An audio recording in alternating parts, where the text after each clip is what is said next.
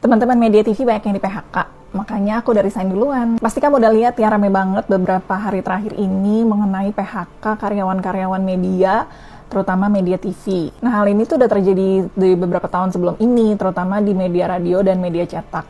Karena tentunya udah ada pergeseran ya, semua orang sekarang nontonnya YouTube, nontonnya TikTok, nontonnya Instagram. Jadi udah berkurang banget orang yang nonton TV.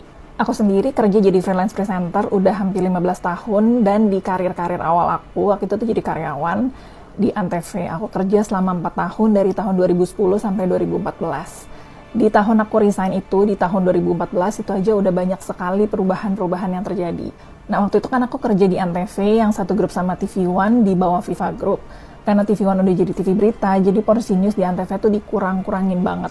Karena buat Viva Group waktu itu, buat apa punya news di 2 tempat, sehingga mereka harus produksi lebih banyak, gaji karyawan lebih banyak, padahal bisa tayang kontennya di 2 tempat. Nah, kalau kamu lihat beberapa TV yang ngurangin pegawainya, saat ini itu bukan TV-TV sinetron, kayak RCTI, SCTV, mereka tetap bertahan, atau Indosiar, karena mereka punya dangdut dan bukan nguatin di beritanya. Dan kalau kamu lihat TV-TV yang ngurangin pegawainya, itu yang TV berita kan, kayak Kompas TV, CNN, TV One, iNews. Pada akhirnya mereka harus ngurangin karyawannya karena memang berita itu nggak menguntungkan. Apalagi saat ini kamu tahu ada efisiensi di pemerintah, di mana TV-TV berita itu pendapatannya dari kementerian-kementerian itu.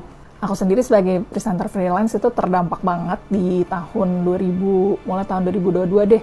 Karena memang program yang aku bawain sebagai presenter freelance itu bincang-bincang dialog gitu di TV yang membutuhkan presenter freelance. Biasanya yang pasang budget di situ adalah kementerian-kementerian, di mana mereka bisa sosialisasi kebijakan, ngasih tahu prestasi-prestasi mereka, atau mungkin pemerintah kabupaten yang lagi pengen kampanye saat itu buat pemilu. Biasanya mereka akan pasang iklan di TV dengan bentuknya dialog kayak gitu. Jadi buat aku sendiri, aku udah dari 5 tahun yang lalu itu udah mulai bergeser, aku bikin konten, aku terjun ke dunia digital creator. Karena memang masa depan TV itu ya suram ya, bisa dibilang udah akan tergantikan sama sosial media dengan media digital lainnya.